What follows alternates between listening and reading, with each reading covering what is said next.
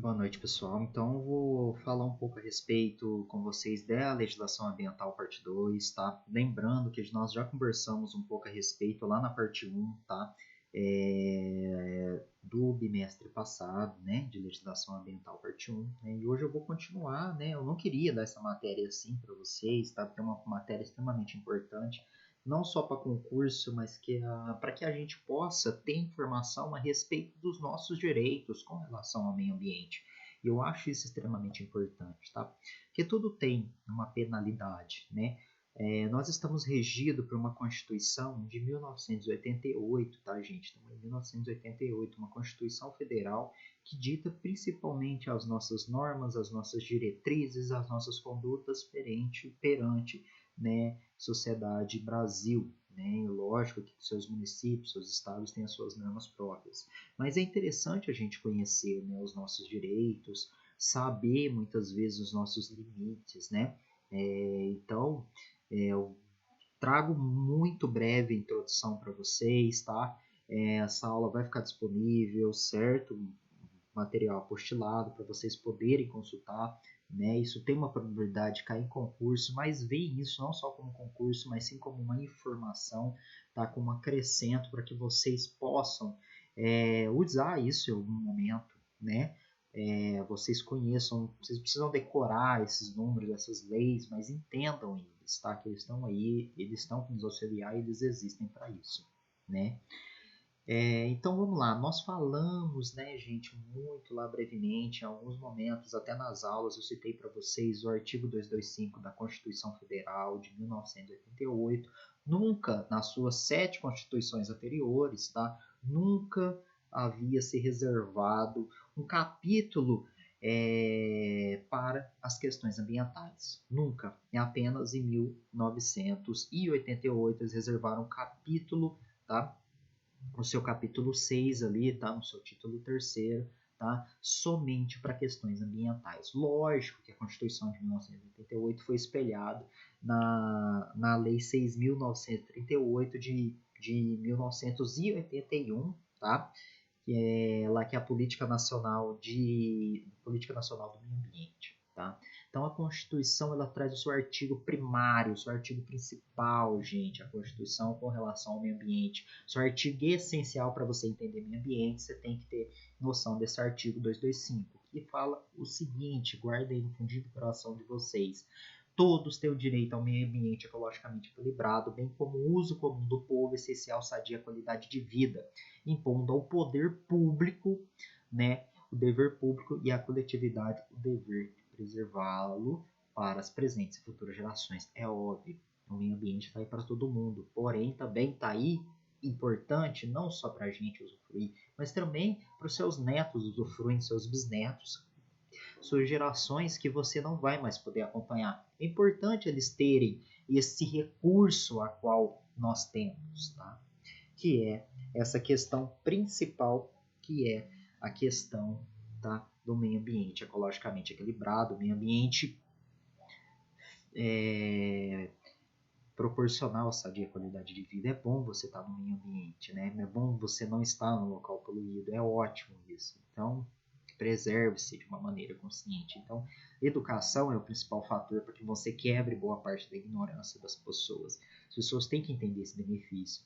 Crianças criadas no meio do mato, criadas em condições a qual ela tem contato com a terra, contato com a natureza, a qual ela entende o que é preservação, de onde se sai, de onde se extrai o alimento, ela cresce um ser humano mais saudável, um ser humano mais consciente. Ela entende o que é empatia, ela sente empatia pelo meio ambiente, tá? Então tem toda essa questão essencial aí que a gente vai conversar. Que eu falei para vocês, a Constituição de 1988 ela foi espelhada na Política Nacional de Meio Ambiente, Lei 6.938, lá de 1981. Ela veio antes, ela veio primeiro, tá? Ela veio muitas vezes espelhada na Conferência de Estocolmo. Tá? Então, lá em 1972 que a gente já conversou a respeito disso.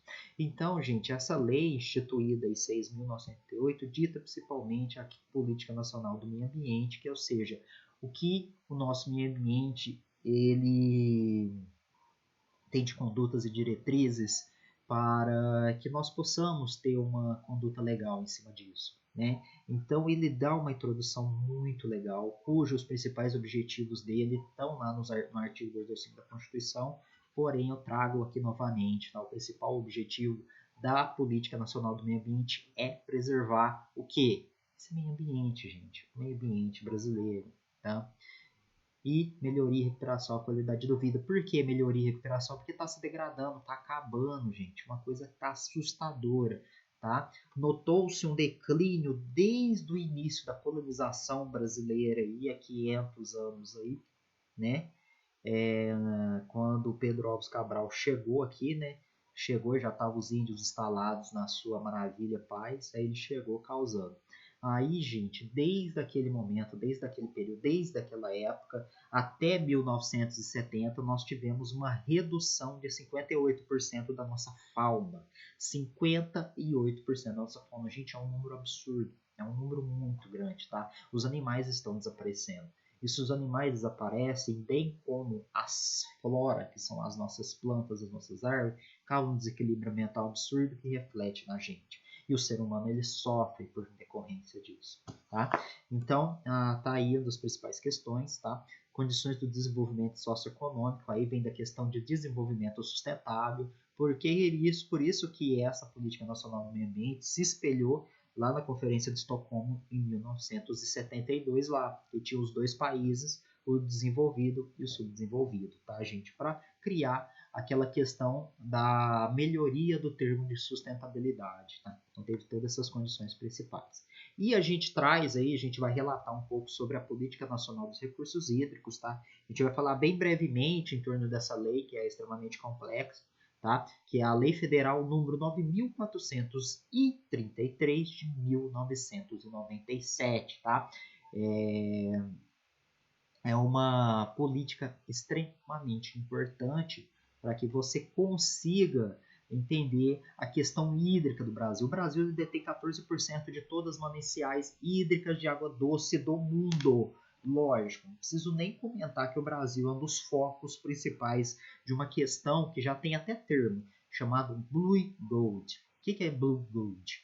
É o ouro azul. Lógico, muita gente aí, você não precisa ser muito instruído, porque você, lógico que sabe que em algum momento vai ter briga por conta de mananciais de água, tá? Gente, o ser humano ele consegue ficar 7 dias sem comer, sem beber água, não. É impossível, tá? É impossível, certo? Na natureza, a gente utiliza muitas vezes as regras dos 3, tá? Você pode ficar até 3 dias sem água, até 3 semanas sem comer, certo? E até 3 meses sem ajuda. Então, isso não é. Água é um fator essencial. A maior parte do nosso corpo depende de água, depende de oxigênio e água. São das principais moléculas essenciais para a nossa ferramenta metabólica trabalhar de uma forma correta. Então, essa questão dos recursos hídricos ela é extremamente importante. Controla a temperatura, controla todos os processos metabólicos das plantas. Então, a água é uma questão importante, tá? E a água tem que ter qualidade, certo? Não é à toa, gente, que quando lá por volta de 1969, tá? O Neil Armstrong e o Buzz Aldrin, né, que foram as pessoas escolhidas para pisar na Lua, para fazer aquela viagem, né, aquela viagem e tal, para chegar até a Lua aí por volta de 1969, tá? Então foi 20 de julho de 1969, vai completar aí 51 anos que o homem pisou na Lua, certo? Então perguntaram para eles qual foi a coisa mais incrível quando vocês estavam saindo da estratosfera que vocês viram, né? Quando vocês estavam no espaço, vamos dizer assim, já no espaço. Eles falaram, a muralha da China é uma das únicas coisas que você consegue observar a uma determinada distância, uma distância razoável da Terra. E outra coisa era o planeta azul, tá? Eles ficaram maravilhados com a beleza que é aquele reflexo do Sol quando ele bate uma determinada área da Terra e você observa aquela coloração azulada, tá? Que é extremamente linda, né? Então eles ficaram maravilhados com essa questão. Então nós somos um dos planetas do sistema solar que mantém essa condição hídrica, tá? Aí não entra na questão de ter vida em outro planeta ou não, porque isso aí é óbvio que tem. Tô brincando. Tá? Isso fica a critério de vocês acharem o melhor, né? Porque cada um acredita numa coisa. Então, gente, nós somos detentores de uma grande quantidade de água, né? Apesar de nós termos apenas 2,4% de água doce disponível, tá? De água doce, assim, de água doce no mundo. Porém, acho que é 0,3% que está disponível, assim, para a gente beber desses 2,4% ou 2,6%. Tá? De água doce. Esse 0,3% é o que está superficial, em lagos, em rios, tal. O resto está em calotas polares, está em aquíferos, tá? Isso necessita assim, de um tempo para que nós possamos usar, certo? Então é uma questão muito séria essa questão do cuidado com a água, né? Basicamente, gente, a gente for observar, a grosso modo, né, o volume de água da Terra é de 1,4 bilhões de quilômetros cúbicos, tá? E os seres humanos no mundo, assim, da Terra em si, eles consomem cerca de 150 bilhões de metros cúbicos de água por ano, gerando em torno de 90 bilhões de rejeitos, conhecido como esgotos. Tá? Então, gente, nós consumimos uma quantidade de água muito grande. Tá? Nós ainda temos uma cultura de abusiva com relação aos recursos hídricos. Né? A nossa concepção acha que nunca vai acabar. Esse recurso é infinito. Muitos do passado pensaram isso, até começar a enfrentar as crises hídricas. Vocês viram na Cantareira. Se não me engano, eu não lembro. Foi aí por volta de 2017, 2018, passaram pelaquela crise hídrica na Cantareira. Franca passou por uma crise hídrica assustadora em 2014. Tá? Muitos sentiram, muitos perceberam, muitos viram isso. Então tem essa questão principal, tá, gente? A água é um recurso limitado. E hoje você tem guerras por conta da água. Não é à toa que a concretização de civilizações antigas, como nós temos aí por volta de aproximadamente 30 mil anos atrás, tá? 30 mil anos antes de Cristo, tá? A concretização de civilizações se deu entre dois rios principais, Rio Tigres e Eufrates, tá? As civilizações, elas procuravam os rios essenciais para se instalarem, tá? Rio vem do grego rivalis, que significa rival, isso mesmo, tá? Rival, dois seres são separados por um determinado rio, duas áreas que são separadas por um rio, tá? Então tem essa questão principal, as águas, elas foram extremamente importantes. Vocês mesmos lembram, Franca, ela está entre o rio Canoas, tá? Entre a parte lá do rio do Sapucaí, né? Então tem essa questão, eles se instalaram aqui, tá? Então essa parte é extremamente importante, né, da gente entender, né, essa questão aí. Essa questão hídrica franca se instalou-se por volta de 1856, tá? Era uma rota conhecida como Rota do Sal. Depois vocês pesquisam, tá? Não dá pra gente ficar muito tempo aqui, senão ela fica muito extensa, certo? Mas é muito interessante você entender a origem de Franca, tal, né? Sobre a entrada do pessoal ali, principalmente por Anhanguera II, né? No século XVIII, se não me engano, isso no século XVIII, tá? Ele adentrando algumas áreas, principalmente para fazer o transporte de gado, tá? Do litoral para o interior aí, paulista, subindo Minas até Goiás. Tá? Então ele precisava de uma rota que ele estava brigando com os Umbauabas lá, que eram os índios da época. Mas enfim, certo? Então, gente, o recurso que mais consome água em todas as regiões, independentes de qual seja Franca, seja Ribeirão Preto, seja São Paulo, seja em outros locais, é a agricultura. A agricultura consome uma quantidade absurda de água, muito grande, porque ela precisa produzir geralmente uma produção em massa de alguma coisa, geralmente uma monocultura que, em decorrência dessa monocultura, consome um grau de água razoável. Tá? Então as culturas irrigadas, auto-irrigadas, essas coisas consomem um grau muito grande de água. Então, geralmente, a pessoa que tem rio na sua propriedade, que tem um lago na sua propriedade, que tem nascentes na sua propriedade, a propriedade tem um valor absurdo. E eu não entendo, gente, que a única forma de você conseguir preservar uma nascente é você preservando a mata do entorno. E o pessoal diminui, e a nascente seca. Aí a terra perde valor. Aí eles vendem por preços ilusórios para os bocó. e isso acaba gerando uma certa consequência. Então, isso não é interessante, tá? Então, tendo água na propriedade, tem valor, gente, tem muito valor. Vocês sabem muito bem, pode perguntar pro avô de vocês, pro pai de vocês. Gente, o ser humano, ele é perito em encontrar locais com água. Ele adora locais que tem água.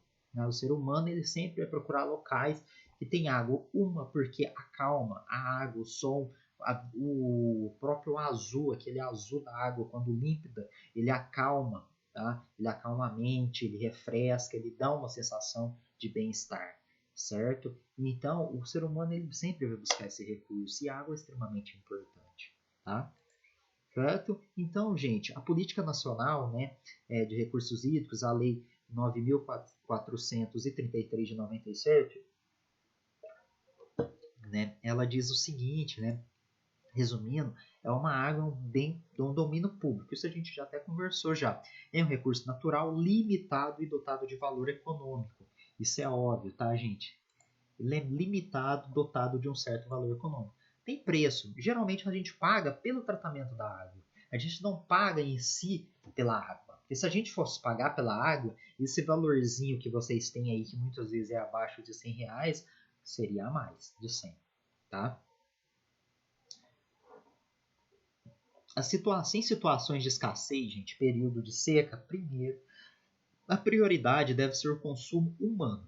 Tá? Então, em períodos que passam de seca, a principal é consumo humano e desidretação de animais. O que é isso? É você acabar com a sede de animais. Se o indivíduo tem uma pecuária, tá? E está passando por uma crise hídrica, ele tem que ter um determinado fornecimento de água para que esses animais não morram de sede, né?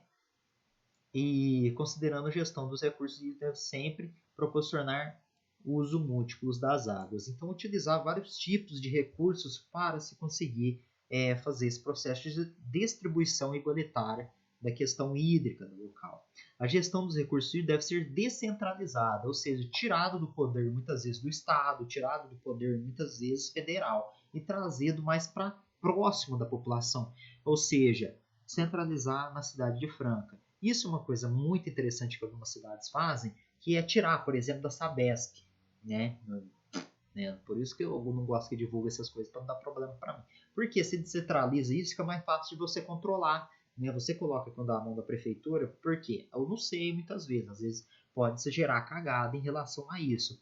Porém, contudo, pode acontecer de você descentralizar o poder e ficar mais fácil a comunicação da população com relação à crise hídrica relacionada à prefeitura. Então, às vezes fica mais fácil essa questão da comunicação, quando você descentraliza o poder e traz para mais próximo da comunidade, tá? Mas tem um monte de fator de decorrência disso, né? E não cabe aqui a gente entrar agora, certo? Então, os objetivos principais é assegurar a atual, óbvio, e as futuras gerações é necessária disponibilidade de água. E isso, lembra, isso é tudo, gente, tudo é complemento, tá? Tanto da Política Nacional de Meio Ambiente, quanto da Constituição, lá no seu artigo 225. Tudo é complemento, um complementando ao outro, tá? É meio ambiente, a água está no meio ambiente. Então, é óbvio que você tem que fornecer principalmente um recurso viável para gerações futuras. Você não vai fornecer água poluída para as suas gerações futuras, né? Chega lá, no mundo a gente descarta todo ano 90 bilhões aí de esgoto, né? Por ano, 90 bilhões de metros cúbicos de esgoto que caem nos rios do mundo todo. Gente, matéria orgânica não se degrada, ela se transforma. Então, muitas vezes, se você está achando que aquele esgoto que você joga da sua casa vai passar tudo pela aquela seção de tratamento, não vai trazer nenhuma impureza para você, está muito enganado. A nossa água, ela é cheia de hormônios, ela é cheia de, muitas vezes, antibiótico, cheias de princípio ativo de remédios. Não é à toa que hoje em dia fica mais difícil da gente conseguir controlar essa questão dos antibióticos, tá? De superbactérias, tá? Que estão atingindo o mundo, né? Atingindo os animais em si, porque a água está cheia, gente, de princípios ativos de antibióticos, tá? Porque isso não passa pela sessão de tratamento. O hormônio feminino está cheio de hormônio feminino por conta do aumento do consumo de pílula anticoncepcional, tá? Isso não passa pela sessão de tratamento, isso dura um determinado período no meio ambiente sem fazer biotransformação. Isso chega na nossa casa novamente numa concentração às vezes muito alta, tá? E isso interfere muitas vezes na maturação sexual de seres do sexo masculino. Não que eles serão feminilizados, mas isso pode causar uma diminuição na contagem espermática do indivíduo, tá? Até infertilidade, dependendo da concentração desse hormônio na água. Então, é uma coisa muito séria, tá? Que ainda está se fazendo esse estudo em relação a isso. Né? Estimular a utilização racional, isso é óbvio, né? A gente vai ficar tomando banho de 3 horas todo dia, toda hora. Toda hora eu vou lá, vou enfiar a cabeça debaixo do chuveiro, que é gostoso. Não é bom isso, gente. Questão de consciência. Acho que a gente já está num momento, eu acho que o ser humano está numa fase em que não dá mais para ficar falando essas coisas óbvias. Sabe? Óbvio, lá do filme do Poço da Netflix. Óbvio. Gordinho do óbvio. Né? Samurai Plus. Então já não dá mais pra gente ficar conversando mais essas coisas, tá? Óbvio, gente, se você não tomar cuidado, vai acabar, velho. Tipo, não tem mais o que fazer, cara. Vocês estão vendo a pandemia que a gente tá passando, a merda que tá em decorrência de algumas pessoas que não se cuidaram. Ah, vai culpar os chineses? Não tem só culpa dos chineses, não, cara. É degradação ambiental, é falta de cuidado, é falta de investimento no SUS, tá? É falta de investimento em pesquisa científica, certo? Se a gente tivesse avançado com estudo, avançado com educação, avançado com pesquisa científica, talvez isso não estaria acontecendo agora. Se o ser humano tivesse tido mais consciência, mais racionalidade, de não ficar mexendo com a natureza, de não ficar mexendo nos bichinhos, tá? Isso não estaria acontecendo, cara, essa pandemia. E a gente tem que passar por isso. Olha que coisa, né? Tá? Então o ser humano ele parte muito da questão antrópica, né, da entropia, da bagunça para chegar a uma organização. Tá? Então, gente, essa questão de estimular o uso racional é extremamente importante. Educação, gente, é o fator, é a base de tudo. Cara, você quer que seu filho seja importante? Importante, não digo um ser consciente e moral? Educa da melhor forma, tá? Mostra para ele a realidade, certo? Ó, você tá passando por essa epidemia porque os caras lá de cima não estudaram. Você pode mudar isso. Você pode começar a estudar agora e fazer um novo começo a partir de agora, tá? Você pode mudar lá na frente seu cientista para descobrir, né, inúmeras outras curas que virão de outras pandemias. Essa não vai ser a primeira, não, se você está achando que essa vai ser a primeira daqui para frente. Mas enfim, não cabe isso ao assunto, tá? E desenvolvimento sustentável aqui, ó, mais uma vez aparecendo, tá? Os princípios dessa lei 9.433. Promover a prevenção e a defesa contra eventos hidrológicos. Franca passou para os eventos hidrológicos até o ano passado, né? Não sei se vocês lembram do final do ano passado, que ir passar ali naquela avenida lá da Hélio Palermo tava uma coisa de louco, né? Não tava dando, certo?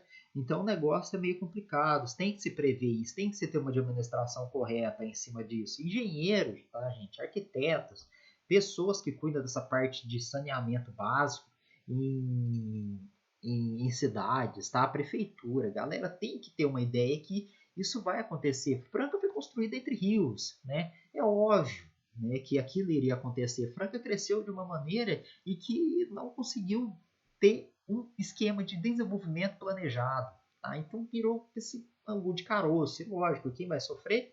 Os mais pobres, porque os mais ricos estão lá nos seus prédios lá em cima. Não são afetados por crise hídrica, não são afetados por enchente, a não ser que estejam passando com seus trollers, e olha lá. Mas enfim, né? Tanto de origem natural, tá? Ou decorrentes do uso inadequado dos recursos naturais. Tá, gente? Boa parte das nossas doenças, boa parte das mortes relacionadas a doenças, certo? Muitas delas vêm da água, tá? Doenças relacionadas à água, principalmente locais que não têm saneamento básico correto. Tá, gente? Então tem toda essa questão, tem toda essa problemática ainda, né, que o ser humano passa, certo? Que a gente vai conversar, então, em todo o mundo, gente, 750 milhões de pessoas, 750 milhões de pessoas consomem água, tá? Sem nenhum tipo de tratamento, certo? E 2,5 bilhões de pessoas no mundo não têm acesso à água. Então, ó, 750 milhões de pessoas consomem água suja, tá? Resumindo, falando a grosso modo aí. 250 milhões de pessoas no mundo consomem água suja. E 2,5 bilhões de pessoas não têm acesso à água. Isso é um número muito grande? É óbvio que é. Tá? 2,5 bilhões. O Brasil, quanto que ele tem de população? Próxima de seus 300 milhões. Tá? Gente, é muita gente que não tem acesso à água potável e a gente fica desperdiçando os anos, usufruindo da forma como a gente nem entende por quê. A gente acha que é um recurso finito. Ah, eu estou pagando né? Foda-se os outros que estão passando sede, né? Assiste a crítica do Oposto, é muito bom, gente. É uma crítica social muito boa. Eu acho interessantíssimo aqui. Mas, enfim. Tá? Beleza com questão de recursos hídricos, tá? Então, beleza, tá? Essa vai ser a parte falando a respeito de recursos hídricos em si.